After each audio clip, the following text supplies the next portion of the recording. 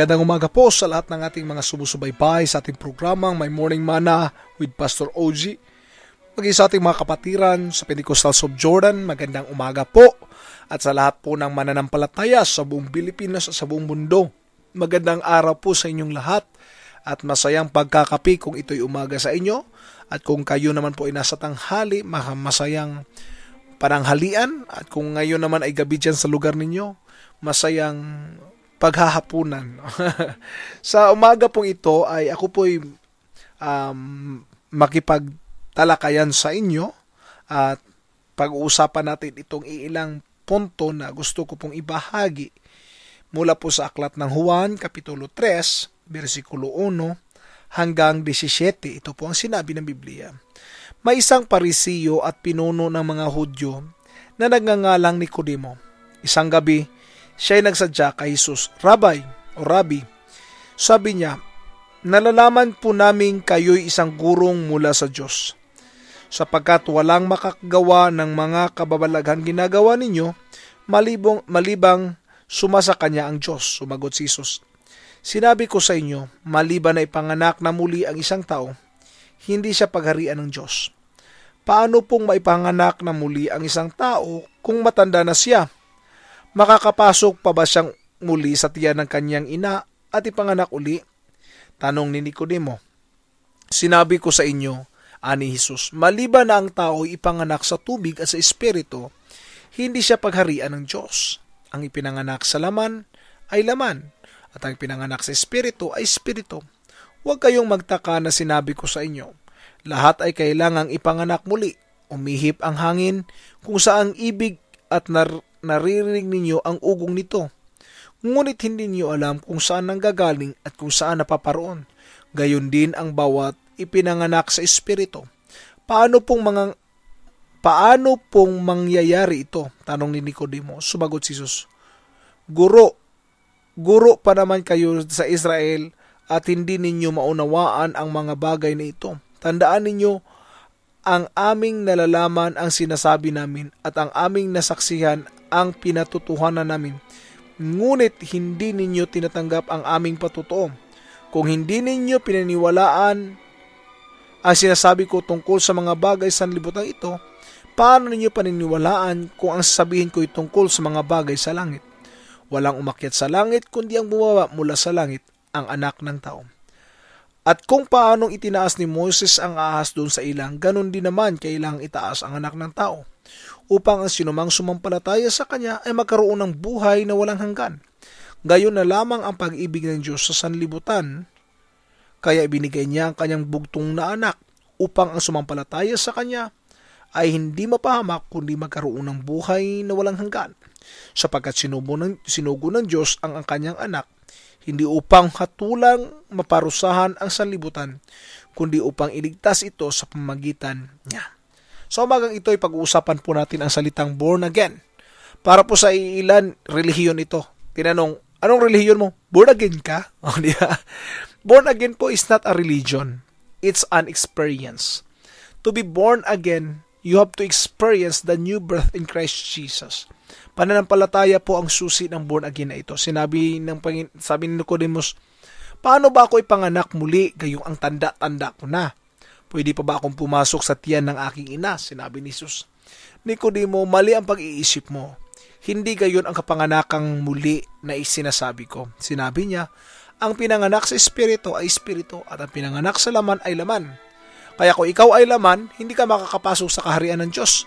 Pero ang espiritu pwede makapasok sa kaharian ng Diyos. So paano nga ako ipapanganak muli? Tanong ni Nicodemos. Ang sagot ni Jesus Christ, maliban na ikaw ipanganak sa tubig at sa espiritu, ikaw ay hindi makakapasok sa kaharian ng Diyos. Oy, mabigat ito. Kasi sinabi niya, maliban na ikaw ipanganak sa tubig at sa espiritu, hindi ka makakapasok sa kaharian ng Diyos. Ibig sabihin pala, ang kapanganakang muli ay ang bautismo sa tubig at ang pagpapuspos ng banal na Espiritu Santo. Ano pong ibig sabihin nito? Ang kaparaanan po ng Biblia ay binanggit po sa atin nung ang mga apostoles po ay nangaral pagkatapos na si Jesus Christ ay namatay, nabuhay maguli at nagpakita nga sa mga disipulo at sinabi niyang mag-abang kayo sa Jerusalem At doon nga po sila ay nag-abang ng 10 araw at silang lahat ay napuspos ng banal na Espiritu Santo. At nung napuspos sila ay nag-umpisang mangaral, no? Si Pedro ay umpisang nangaral at ang mga Israelites ngay nasaktan sa sinasabi ni Peter. At sinabi nila, Peter, ano bang gagawin namin? Sinabi ni Peter, mangagsisi kayo at magpabautismo sa pangalan ni Jesus at matanggap ninyo ang kaloob na banal na Espiritu Santo. Kaya po kung titingnan ninyo, ang kapanganakang muli na itinuro ng ating Panginoon ay bautismo po sa tubig sa pangalan ng ating Panginoong Hesukristo. Ang bautismo po na ito, ang binyag na ito ay hindi po para sa bata. Kasi paano nga po ang isang bata ay magsisi gayong bata pa ito? Sinabi ng Biblia na ang siyang manampalataya at mabautismuhan o mabinyagan ay mailigtas. Paano po ang bata pwedeng manampalataya gayong bata pa siya? Hindi po siya applicable sa bata, kundi ito po ay applicable sa mga tao na may sarili na pong isip. Mga tao na handa na po o na nagkakasala na pwede pong lumapit sa Panginoon at magsabing, patawarin mo ako, Panginoon, ako po'y nagsisisi. Maliban ang tao ay magsisi, hindi talaga siya makakapasok sa kaharian ng Diyos kasi isa rin po yun sa mga requirements na binigay sa atin, no? Ang sabi ng Biblia, maliban ang tao ipanganak sa tubig, alangan naman ipapanganak mo sa tubig ang isang taong hindi naman siya nagsisisi, di po ba? So kailangan po talaga ang pagsisisi upang siya po ipanganak muli sa tubig. So ang pagpapanganak po sa tubig ay hindi po wisik-wisik, no? Na gaya ng ginagawa ng Iglesia Katolika, dahil po hindi po yun biblical. Ang tamang bautismo po, alam po natin yan kasi dito po tayo sa Jordan, no? Makikita nyo po, lublob po talaga, ilubog talaga ang isang tao sa tubig.